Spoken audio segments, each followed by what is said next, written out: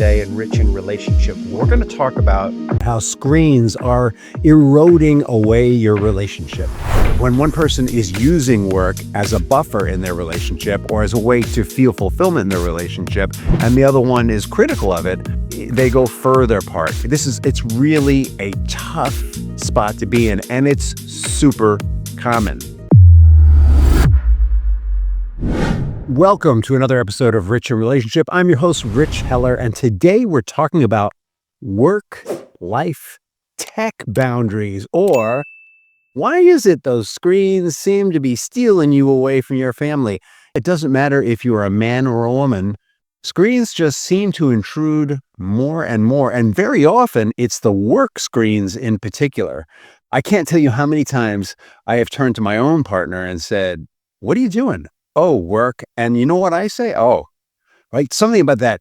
It's work suddenly makes it okay. But is it really?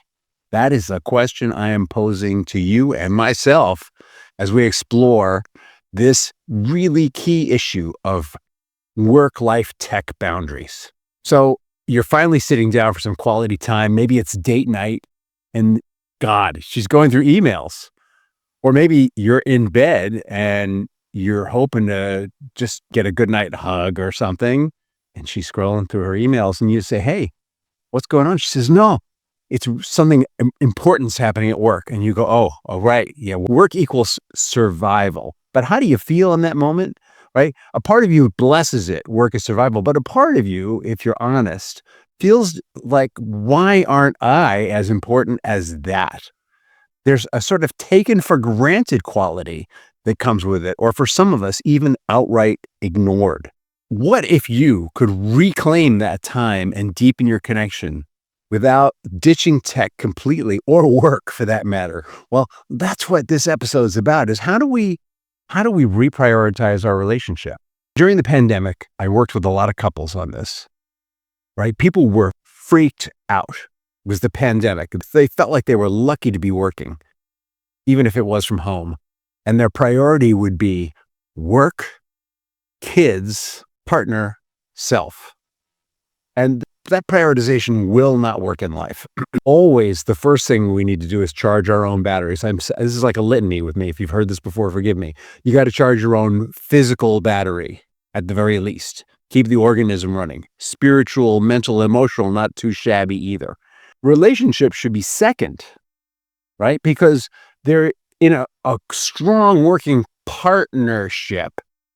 Synergy happens. So I would work with these couples and they'd start charging their own batteries, and then they would take time just to talk to their partner about, all right, hey, how are we going to make this work? And I've gotten my gym time in. How are we going to make this work so that meals happen on time, kids attend school virtually, and we both get our work done, and we maybe even get to have some intimacy somewhere in there? And by doing that, things would fall into place kind of magically, because there's a synergy that happens when people work together in tandem. Somehow, now that we're no longer in an emergency, we're no longer in the pandemic, that thing has slipped by the wayside. Somehow, it's like we've fallen back into the pre-pandemic habits that really didn't serve us. There is this always on work culture that's coming back, right? Not only are offices steadily eliminating working at home, which might be a blessing for a lot of us if we're honest, but we're back to emails at night, Slack messages at dinner, texts on the weekends. When does work actually stop? And screens have become the vehicle through which this goes on and on. Pre-pandemic screens were definitely a thing, but it seems like before the pandemic, we were able to separate our work life from our home life more. Somehow, through that 2 years of working at home and having it all melt together like overheated wires that just glom together, it never came undone. Well, it's time to take it apart. We want to move from scrolling separately to unwinding together from work, right? That's where we want to be. And the way to do that is to reset boundaries. For some of us, and I'm one of us, our home is our office. I mean, I work from home. I work from Starbucks. I work on the plane. I work in the airport. I can work from anywhere. And for others of us, We have an office, but we allow ourselves to bring our work home.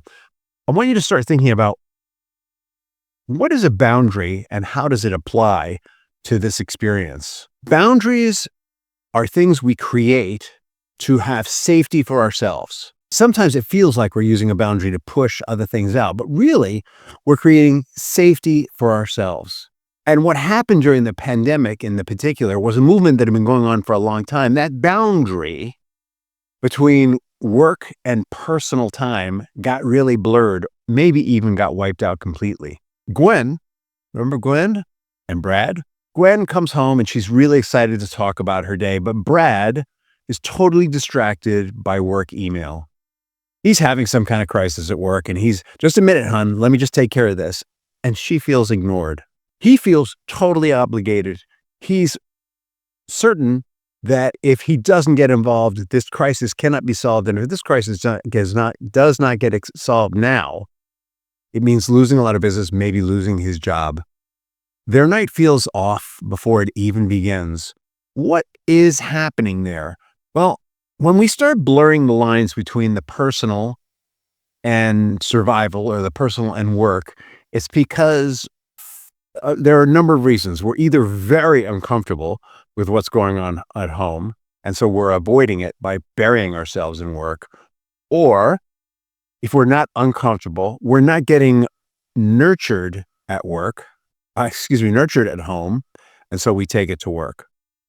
And when we bury ourselves in work like that, it's because we're either escaping from something painful or we are finding fulfillment as an individual at work in a way that our marriage isn't allowing us to.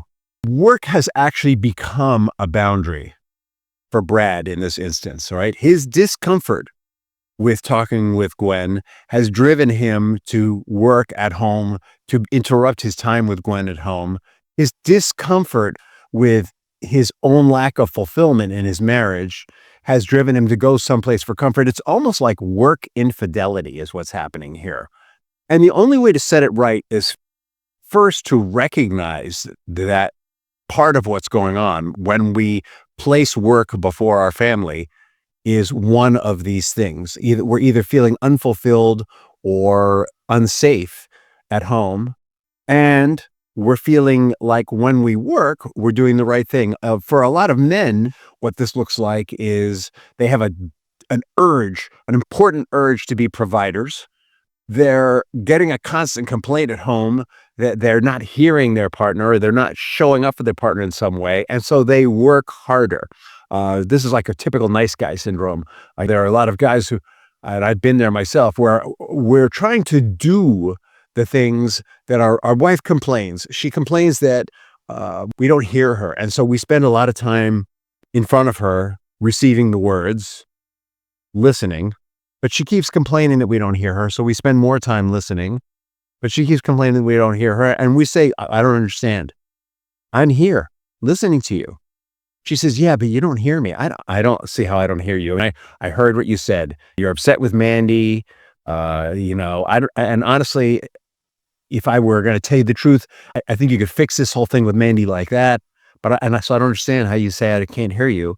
And then we take that dissatisfaction with that experience where we're trying to do the thing she says that we're not doing.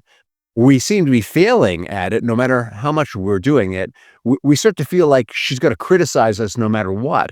And so we go and do the thing that we know we can do, which is we can work harder and come up with more money and get a better house and better clothes. And we can go on vacations together. And maybe when we go on vacations together, we can take her away from frickin' Mandy and have a good time together. But the act of working harder and providing more feels to her like we're pulling away. And that then we start putting our emails, like Brad, in front of her, right? For men, there's a lot of that going on. Now, women are not alien to this, right? It's a little different, though. For women, it might feel like work is the place where they can finally validate that they're equal to men. Work is the place where they can finally kick some butt. Work is the place where they can have some personal fulfillment. They're not feeling safe. Gwen's not feeling, in the case where Gwen's doing this, Gwen's not feeling safe with Brad, but she feels safe at work. And The only way she can feel safe with Brad is when she takes the mindset that she has at work and brings it home to Brad. So the mindset she has at work is, I can compete here. I know what I know. I'm competent. And then she takes that home to Brad, and he feels threatened in some way, shape, or form. They get into a fight. Because it feels competitive. What it is Gwen brings home the attitude that's working for her work, which is competitive, and triggers Brad's competitiveness. And instead of having healthy, safe competition, they start having aggressive competition, and that turns into a fight. Right? These are kind of the two scenarios where work supplants relationship. And there are a lot of different versions of this. And the reason why it's different with women than it is with men is that men tend to be very linear, women tend to be very ecological, and so the way they take home work is different. Or men take it home and replace relationship with it. Women take it home and try to use a strategy that's working for them at work in their ecology, but both ways it blows up. And I'm not saying that men can't do what Gwen did, and I'm not saying that women can't do what Brad did. What I'm saying is, in broad generalities, when this is going on, there can be missed emotional outreaches or misinterpreted emotional outreaches. One partner reaches out subtly but gets ignored, and it ignores the sense of safety and trust and intimacy over time. There's less emotional intimacy, and when there's less emotional closeness, there's less fulfilling sexual intimacy. I'm not saying there isn't going to be sex, but when there is, it's going to be less fulfilling. Like the most fulfilling sexual contact a married couple can have is when both people feel emotionally naked, not just physically naked. When we go into sex just for physical fulfillment, but we're not emotionally present, yeah, there's release. Yeah, there's orgasm. Yeah, we hope. Yeah, there's some tension that drops, but there isn't the same synergistic experience of mutual love, care, and tenderness as when two people come emotionally bare. And when this kind of dynamic's happening, there's no room for that. So typically there's no sex or very little of it. And when there is, it might be after a fight, and it's okay. It might even be physically fulfilling, but it's not emotionally rocking the boat like it was. Let's go back to Brad and Gwen. Gwen starts assuming that Brad cares more about work. She might even think he's having an affair. Brad is stressed from work. He resents the pressure to disconnect from Gwen and moves away. They move away from each other. So very often when one person is using work as a buffer in their relationship or as a way to feel fulfillment in their relationship, and the other one is critical of it, they go further apart. It's really a tough spot to be in, and it's super common. All right, so here's some key strategies. There need to be work-free zones. Now, a work-free zone could be an actual area where you're not going to work, or it might be a time that you're not going to work. So as someone who works at home, I like to move around from space to space. So I have specific times that I stop working. And if I start working again, something's wrong. I stop working at 5 or 6, and then we sit down to dinner. Sometimes, honestly, I have trouble unplugging. And if I notice that I'm having trouble unplugging, I will take time. It might be because there's a loose end that I didn't attend to, and I go attend to it later. But if I'm picking up my phone at dinner, I'm called out for it.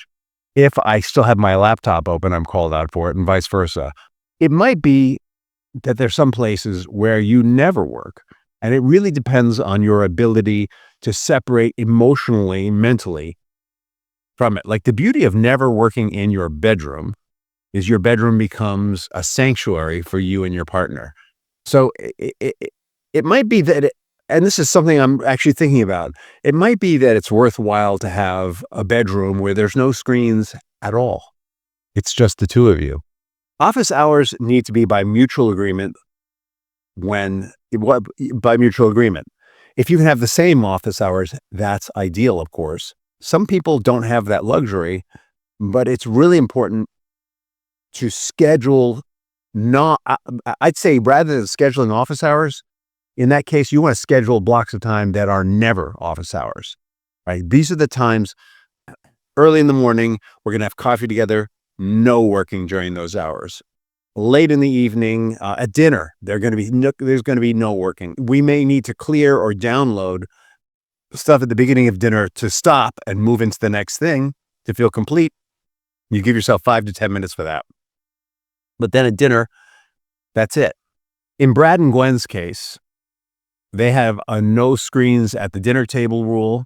And then they also had no screens when they're on vacation together, or if there are going to be screens when they're on vacation together at very limited hours. And by doing those two things, honestly, at first, they told me it was uncomfortable because they didn't have the screens, but they didn't know how to talk to each other anymore. And at first, they tested the no screens. One would pick it up and just to see what would happen, and the other one say, "Hey, that's really urgent. I get it, but we do have an agreement." Right? How you confront that is really important. Now, the way that they would confront it was very gently. If you say, "What are you doing? We have a no screens rule," that's not conducive to safety, right? The idea is to set the screens aside, and the intention is not just to not look at the screens or not work. The intention is to focus on the relationship. So what your intention is huge here.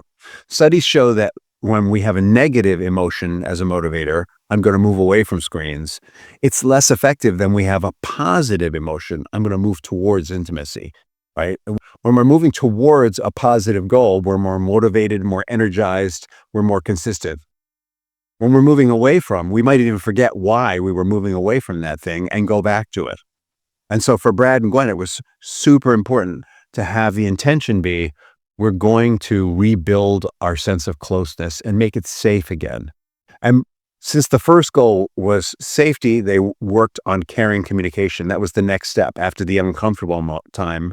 After a couple of days, they had caring communication. The first caring communication was about how uncomfortable they had been not having screens and just sitting there together. And they laughed about it because they both had the same experience. They made a connection based on their shared experience and built on it from there.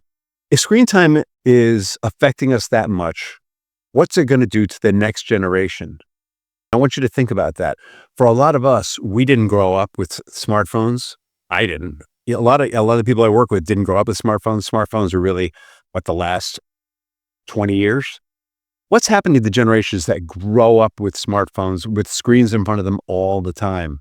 So once you've on the same page and you're rebuilding that intimacy, once you have that foundation in your relationship, the next step is to work on what's happening to my children. How are my children being impacted on the screens? Why is it that Bill Gates's kids didn't have any screens for a long time, but my kids had them from age 5?